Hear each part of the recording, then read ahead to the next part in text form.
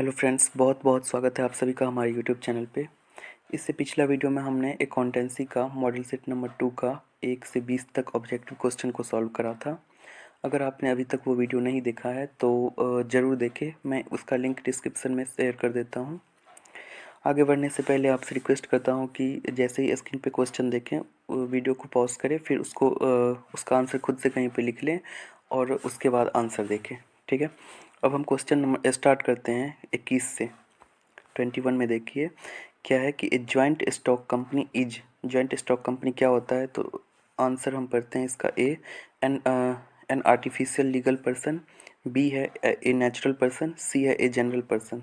तो general person natural person होता ही नहीं है, तो इसका आंसर हो जाएगा ए। ठीक है, अब आते हैं 22 पे। ऑर्डिनरीली डिवेंचर्स आर, तो डिवेंचर्स क्या होता है, जनरली सिक्योर्ड ही होता है, ये तो सिक्योर्ड हो जाएगा। ठीक है, 23 पे आते हैं। शेयर्स कैन बी फॉरफिटेड, कब फॉरफिटेड शेयर्स को किया जाता है, तो for failure to attend meeting, ये तो नहीं होगा, मीटिंग अटेंड करने से कोई संबंध ही नहीं है इसका। अब बी पे आते हैं, for non payment for of call money, तो इसका आंसर होगा बी।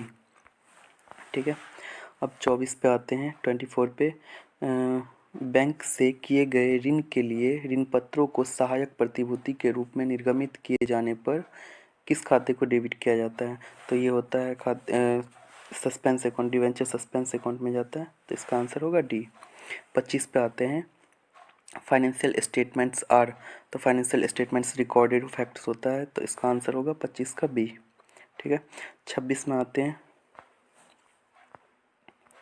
26 का है, horizontal analysis is known as, horizontal analysis क्या किस नाम से जाना जाता है, तो ये डायनेमिक नाम से जाना जाता है, ये आप याद कर लें, डायनेमिक एनालिसिस। ठीक है, 26 में आता है ब्रेक इवन, 27 में 27, break even point refers to the date point where, break even point मतलब क्या होता है कि जहाँ पे ना प्रॉफिट, जहाँ पे किसी कंपनी या किसी भी एंटिटी को ना प्रॉफिट हो ना लॉस हो। तो इसका आंसर देखिए कौन कौन सा मतलब ऑप्शन पढ़ते हैं इसका। ए में क्या है, total cost are more than total sales, ये भी नहीं होगा। ये देखिए इसका डायरेक्ट पढ़ लेते हैं कि डी में आंसर है यहाँ पे, total cost are equal total sales.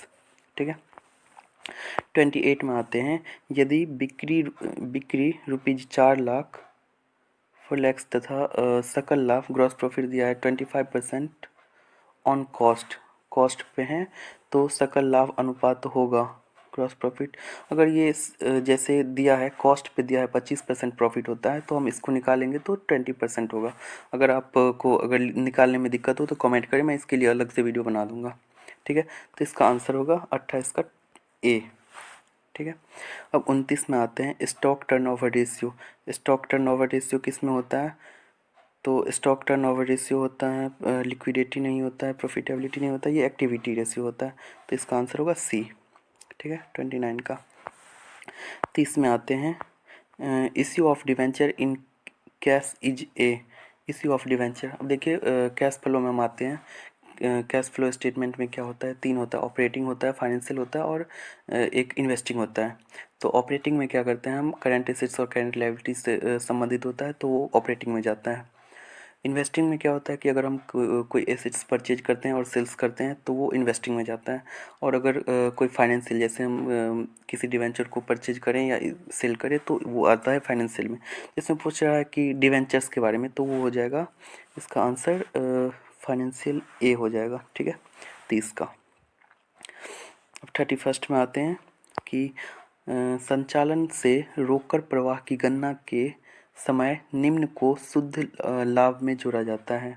तो किसको शुद्ध लाभ में जोड़ा जाता है, तो इसको देखिए, इसका भी मैं एक आपको बता देता हूँ फैक्ट क्या है कि जैसे इंक्रीज इन स्टॉक है, स्टॉक इंक्रीज हुआ, इसका मतलब हमने स्टॉक परचेज करा। तो कैश फ्लो में क्या होता है कि हम अगर परचेज करते हैं तो हमारे पास से पैसा निकल जाता है। ठीक है, परचेज करें तो पैसा हमारे पास से निकल गया, तो पैसा अगर निकल गया तो हम उसको माइनस करेंगे। ठीक है, तो इंक्रीज इन स्टॉक्स माइनस होगा। तो हमें क्वेश्चन में क्या पूछ रहा है कि एडेड क्या जोड़ें, तो क्या जोड़ा जाता है, अगर इंक्रीज इन स्टॉक माइनस होगा तो प्लस क्या होगा, डिक्रीज इन स्टॉक। ठीक है, तो इसका आंसर होगा बी। अब 32 में आते हैं, रोकड़ प्रवाह विश्लेषण कर नियोजन के लिए उपयोगी है। तो रोकड़ cash flow statement short term के लिए जनरली बनाते हैं, तो इसका भी होता है 32 होगा आंसर, 32 का सॉरी ए होगा। ठीक है, अब 33 में आते हैं। Cash flow statements is banked upon, cash flow statement cash का ही बनाया जाता है कैश बेसिस पे, तो इसका ही हो जाएगा ए। ठीक है, अब 34 में आते हैं। यदि चालू अनुपात 2.5 गुना है और चालू दायित्व 40,000 हो, तो ये सिंपल सा है, इसका आंसर हो जाएगा एक ही, आप आराम से निकाल सकते हैं। देख लें, अगर दिक्कत हो तो आप कमेंट करें। ठीक है, अब आते हैं 35 में। Which of the following is not operating cost, operating expense. तो ऑपरेटिंग एक्सपेंस में क्या होता है कि जो बिजनेस को ऑपरेट करने के लिए ज़रूरी होता है, जैसे एडवर्टीजमेंट, ये ऑपरेटिंग है, और सैलरीज भी ऑपरेटिंग है, loss on sale of car ये ऑपरेटिंग नहीं है, तो ये हो जाएगा आंसर इसका। डिस्ट्रीब्यूशन भी ऑपरेटिंग है। ठीक है, अब आते हैं 36 में। 36 में क्या है कि the meaning of data processing, data processing का मीनिंग क्या होता है, तो इसका हम पढ़ते हैं। आइए, डेटा कलेक्शन करना नहीं होता है, वर्किंग सिस्टम ऑफ कंप्यूटर ये भी नहीं होता है, प्रिपेयरिंग इंफॉर्मेशन फॉर बिजनेस ये हो जाएगा इसका सी, सॉरी सी होगा, एक मिनट, सॉरी भाई, सी, इसका हो जाएगा 36 का सी।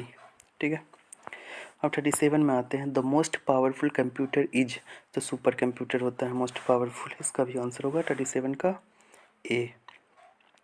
अब 38 पे आते हैं। The first computer mouse was built by, किसके द्वारा फर्स्ट कंप्यूटर माउस बनाया गया, तो ये होता है डगलस एंजलबर्ट के द्वारा, तो इसका आंसर होगा 38 का ए। ठीक है, 39 का क्या होता है कि modern computer was develop in, तो 1950 में बनाया गया था, ये डेवलप हुआ, तो 1950 एक्स का होगा बी। ठीक है, अब आते हैं 40 पे।